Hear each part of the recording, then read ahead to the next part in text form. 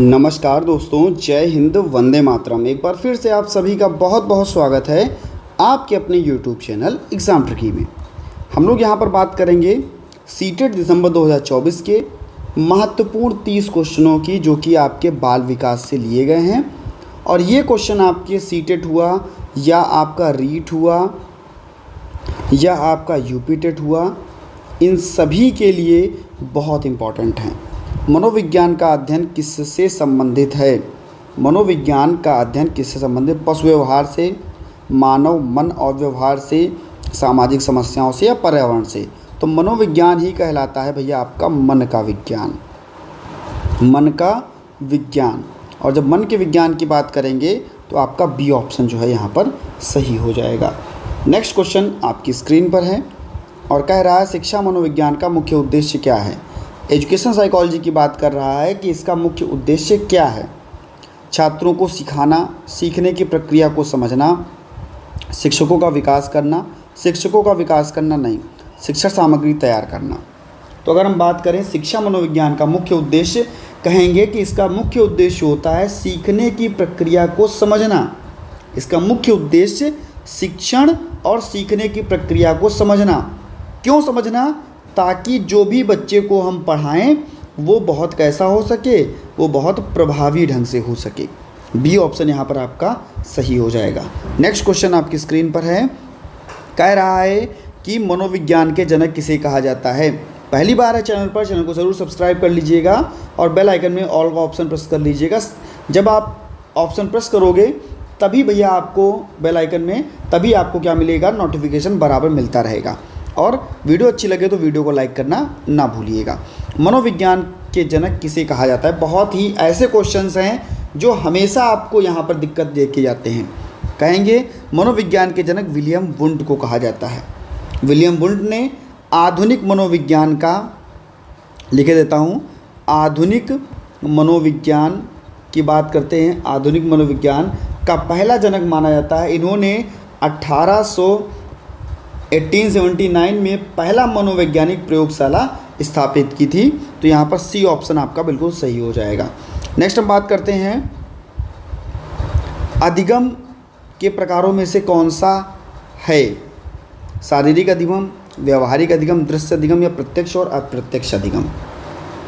अधिगम के प्रकारों में से प्रत्यक्ष और अप्रत्यक्ष अधिगम है, जो क्या करता है, स्वयं अनुभव के द्वारा सीखने पर, स्वयं से अनुभव या स्वयं अनुभव के द्वारा सीखने पर क्या देता है, बल देता है।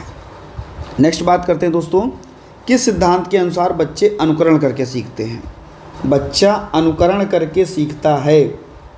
मैंने आपको बताया था, जब मैंने आपको पहली वीडियो कराई थी तब कहा था कि बच्चा नकल करता है, यानी कि बच्चा अनुकरण करता है। और बच्चा अनुकरण करता है आपके बंडूरा के सिद्धांत में। और बंडूरा का सिद्धांत का नाम क्या था? उसको हम लोग बोलते थे सामाजिक अधिगम का सिद्धांत, सामाजिक अधिगम का सिद्धांत। तो यहाँ पर आपका बी ऑप्शन जो है वो बिल्कुल सही हो जाएगा। नेक्स्ट हम बात करते हैं, कहता है भैया क्लासिकल कंडीशन का सिद्धांत किसे कहा जाता है? क्लासिकल कंडीशन किसने दिया था, किसका सिद्धांत कहा जाता है? तो भैया ये है आपका इवान पावलोव का। पावलोव ने क्या किया था? पावलोव ने शास्त्रीय अनुबंधन का सिद्धांत दिया था और इसी सिद्धांत को हम लोग क्लासिकल कंडीशनिंग कहते हैं। इन्होंने किस पर प्रयोग किया? तो पावलोव ने डॉग पर प्रयोग किया था। पावलोव ने किस पर प्रयोग किया था? डॉग पर प्रयोग किया था, कुत्ते पर प्रयोग किया था। नेक्स्ट क्वेश्चन आपकी स्क्रीन पर, क्वेश्चन नंबर 7। और यहाँ पर दोस्तों हम लोग टॉप 30 क्वेश्चंस की बात करेंगे। टॉप 30 MCQs आपके कराए जाएंगे और सभी क्वेश्चंस आपके कहीं ना कहीं पेपर में ज़रूर देखने को मिले हैं। BF स्किनर का योगदान किस सिद्धांत में था? BF स्किनर, बात होती है स्किनर की तो हम लोग इनको जानते हैं ऑपरेंट कंडीशन के नाम से, ऑपरेंट कंडीशनिंग के नाम से जानते हैं। और इन्होंने ये जो ऑपरेंट कंडीशन इन्होंने जो दिया था, इसमें सकारात्मक और नकारात्मक व्यवहार को जो, और स्किनर जी ने जो था वो आपके चूहे पर प्रयोग किया था। ठीक है, तो इसको भी याद रखिएगा। नेक्स्ट क्वेश्चन आपकी स्क्रीन पर है, शिक्षा मनोविज्ञान किस प्रकार का विज्ञान है? शिक्षा मनोविज्ञान किस प्रकार का विज्ञान है? अनुप्रयुक्त विज्ञान, सैद्धांतिक, भौतिक या सामाजिक? तो शिक्षा मनोविज्ञान जो है वो आपका अनुप्रयुक्त विज्ञान है। ठीक है, ये मनोवैज्ञानिक सिद्धांतों को शिक्षण और सीखने में लागू करता है। तो ए ऑप्शन यहाँ पर आपका सही हो जाएगा। नेक्स्ट है क्वेश्चन नंबर 9। भैया वीडियो अच्छी लग रही हो, क्वेश्चन अच्छे लग रहे हो तो लाइक ज़रूर कर दीजिएगा। सभी क्वेश्चंस आपके लिए इंपॉर्टेंट। कौन सा कारक अधिगम को प्रभावित करता है? अधिगम का मतलब होता है लर्निंग, लर्निंग का मतलब होता है याद करना। ऐसा कौन सा कारक है जो हमारी लर्निंग को प्रभावित करता है? मानसिक क्षमता, शारीरिक और सांस्कृतिक वातावरण, प्रेरणा या उपरोक्त सभी? तो भैया मानसिक क्षमता भी लर्निंग को प्रभावित करती है, सामाजिक और सांस्कृतिक वातावरण, प्रेरणा भी, यानी कि उपरोक्त सभी। डी ऑप्शन आपका बिल्कुल सही हो जाएगा। नेक्स्ट क्वेश्चन आपकी स्क्रीन पर है और क्वेश्चन नंबर 10। किस मनोवैज्ञानिक ने प्रगति, अचीवमेंट, प्रेरणा पर अध्ययन किया था? प्रगति पर अध्ययन करने वाला कौन सा मनोवैज्ञानिक था? तो वो था आपका मैकक्लीलैंड। इन्होंने अचीवमेंट या मोटिवेशन या प्राप्ति प्रेरणा का अध्ययन किया था। ठीक है, इसको याद रखिएगा। बी ऑप्शन को यहाँ पर लॉक करते हैं। नेक्स्ट क्वेश्चन आपकी स्क्रीन पर है। अधिगम सिद्धांत में प्रयास और त्रुटि यानी कि ट्रायल और एरर थ्योरी, बच्चा बार बार क्या करेगा? प्रयास करेगा और त्रुटि होगी, गलती होगी, फिर से प्रयास करेगा, फिर से गलती होगी। तो ये दिया था प्रयास और त्रुटि का सिद्धांत, ये दिया था E.L. थॉर्नडाइक जी ने। E.L. थॉर्नडाइक जी ने इन्होंने कहा था कि बच्चा बार बार गलतियों को करेगा और फिर सीखेगा, फिर गलतियों को करेगा, फिर सीखेगा, धीरे धीरे करके क्या है वो गलतियां कम होती जाएंगी और बच्चा सीख जाएगा। सी ऑप्शन को यहाँ पर हम लोग लॉक करते हैं। नेक्स्ट हम बात करते हैं आत्म साक्षात्कार का सिद्धांत किसने दिया? आत्म साक्षात्कार का सिद्धांत किसने दिया?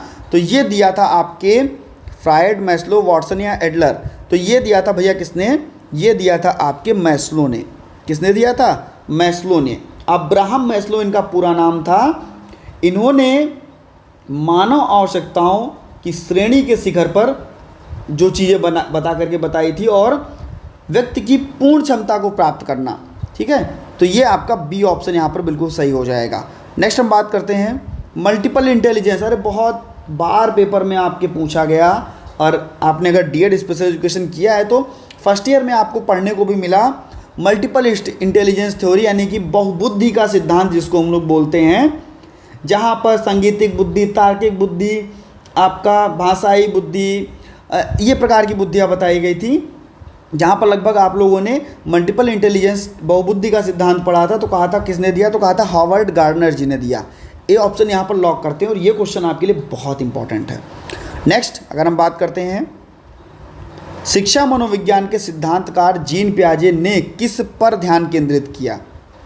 संज्ञानात्मक विकास के सिद्धांत पर। जीन पियाजे से मैंने आपको 25 MCQs पहले ही करवा दिए हैं।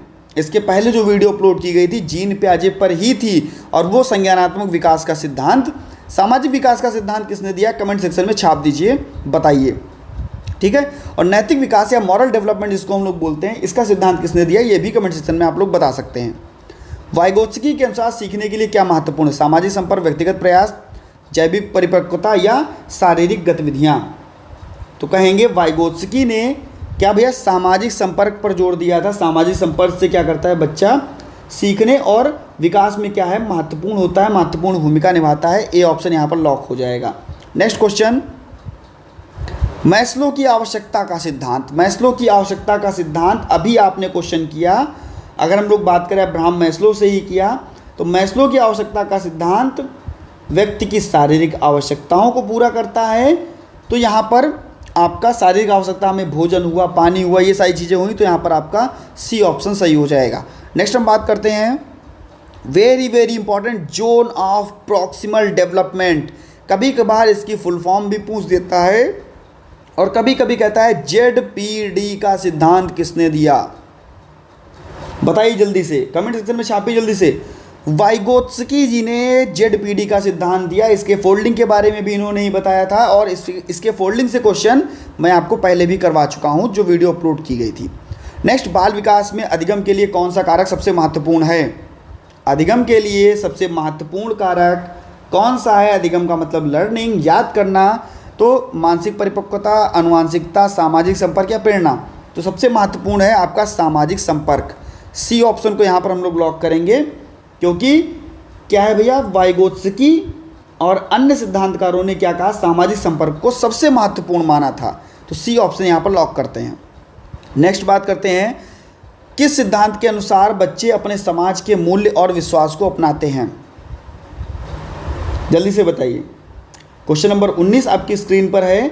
तो कहेंगे कि किस सिद्धांत के अनुसार समाज के मूल्य की जब बात होती है तो हम लोग बंडूरा की बात कर रहे थे, और बंडूरा की बात जब करते हैं तो सामाजिक अधिगम के सिद्धांत की बात करते हैं। बी ऑप्शन को यहाँ पर लॉक कर देंगे, ठीक है। नेक्स्ट क्वेश्चन आपकी स्क्रीन पर, किस मनोवैज्ञानिक ने व्यक्तिगत विकास के 8 चरणों को विभाजित किया? जब हम लोग जीन पियाजे को पढ़ते थे तो 4 चरण बताए गए थे, तो 8 किसने बताए? 8 बताए थे एरिक एरिक्सन जी ने। बी ऑप्शन को यहाँ पर लॉक करते हैं, ठीक है।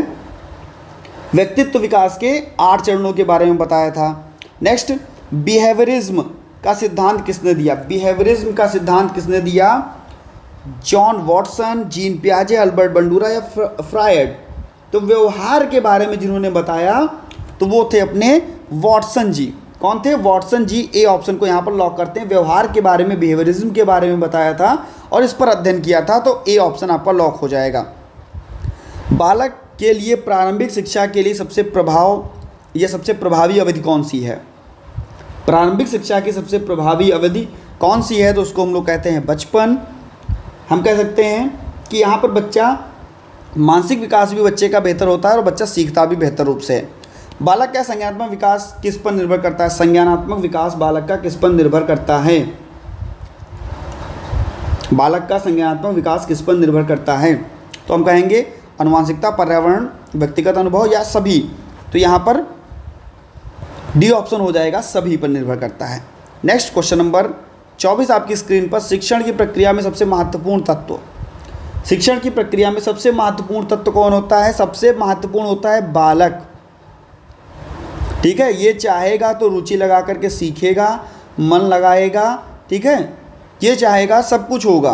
तो यहाँ पर आपका विद्यार्थी, बी ऑप्शन आपका सही हो जाएगा। शिक्षण की प्रक्रिया में सबसे महत्वपूर्ण विद्यार्थी। नेक्स्ट हम बात करते हैं, कौन सा सिद्धांत सिगमंड फ्रायड से संबंधित है? व्यवहारवाद का, मनोविश्लेषणात्मक, संज्ञानात्मक विकास या प्रेरणा सिद्धांत? देखो भैया, मनोविश्लेषणात्मक सिद्धांत जो है वो आपके फ्रायड से संबंधित है, ठीक है। ये चेतन और अचेतन मन के बारे में बताते हैं मानव व्यवहार में, ठीक है। तो यहाँ पर आपका 25 में यहाँ पर आपका बी ऑप्शन सही हो जाएगा। नेक्स्ट, किस मनोवैज्ञानिक ने संज्ञानात्मक अधिगम के लिए आंतरिक मानसिक प्रेरणा को महत्व दिया? आंतरिक मानसिक प्रेरणा को महत्व दिया संज्ञानात्मक विकास के लिए। तो संज्ञानात्मक विकास का सिद्धांत आपके जीन पियाजे। बी ऑप्शन को सही करते हैं हम लोग और आगे बढ़ते हैं। सारे क्वेश्चन पेपर में आए हुए हैं क्वेश्चन, और बहुत महत्वपूर्ण क्वेश्चन हैं। बालक के संज्ञानात्मक विकास में सबसे महत्वपूर्ण भूमिका सभी की होगी, परिवार की भी होगी, समाज की भी होगी, शिक्षक की भी होगी। भैया उपरोक्त सभी, डी ऑप्शन को लॉक करते हैं और आगे बढ़ते हैं क्वेश्चन नंबर 28 की तरफ। पॉजिटिव रीइंफोर्समेंट का अर्थ व्यवहार को बढ़ावा देना, व्यवहार को दंडित करना, नकारात्मक परिवर्तन, सामाजिक स्वीकृति देना। जब बच्चे को पॉजिटिव रीइंफोर्समेंट दिया जाता है तो बच्चे को मिलता है व्यवहार को बढ़ावा, जो भी व्यवहार बच्चा कर रहा होता है उसको बढ़ावा मिलता है। ए ऑप्शन को लॉक करते हैं। नेक्स्ट है थॉर्नडाइक का प्रभाव का नियम। इन्होंने 3 नियम बताए थे, तत्परता का नियम, प्रभाव का नियम, ऐसे करके इन्होंने बताया। तो जो लॉ ऑफ इफेक्ट है उसके बारे में यहाँ पर पूछ रहा है। जब हम प्रभाव के नियम की बात करते हैं तो कहते हैं कि ये भी आपके किस पर संबंधित होगा? Law of effect. तो कहेंगे ये आपके अधिगम पर संबंधित होगा। बी ऑप्शन को लॉक करेंगे। थॉर्नडाइक का प्रभाव का नियम बताता है जो सकारात्मक परिणाम उत्पन्न होते हैं वे भविष्य में फिर से दोहराए जा सकते हैं, दोहराने की संभावना होती है। किस सिद्धांत के अनुसार बच्चे को उनकी सीखने की दर के अनुसार शिक्षा दी जानी चाहिए? बहुत अच्छा क्वेश्चन है। व्यक्तिगत विभिन्नता का सिद्धांत, या देखिए व्यक्तिगत विभिन्नता का सिद्धांत ही होगा, ए ऑप्शन ही होगा यहाँ पर। बच्चे की सीखने की दर के अनुसार, जब बच्चे को हम इंडिविजुअल सिखाएंगे, बच्चे के लिए हम आईपी बनाते हैं, तो भैया क्या होता है कि बच्चा और बेहतर रूप से सीखता है। सीखने की दर के अनुसार चीज़ें आती हैं, तो यहाँ पर ए ऑप्शन को लॉक करेंगे। और अगर भैया आपको वीडियो अच्छा लगा हो तो वीडियो को लाइक कर दीजिएगा और सभी मित्रों तक वीडियो को शेयर कर दीजिएगा। धन्यवाद दोस्तों।